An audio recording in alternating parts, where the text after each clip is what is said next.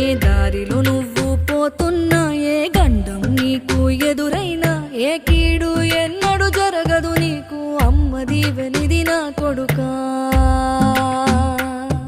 ఈ దిక్కులు నీతో కదిలేను, ఆ చుక్కలి దిష్టి తీసేను, ఏ గాలి ధూళి సోకదు నిన్ను, అమ్మ దీవెనిది నా కొడుకా.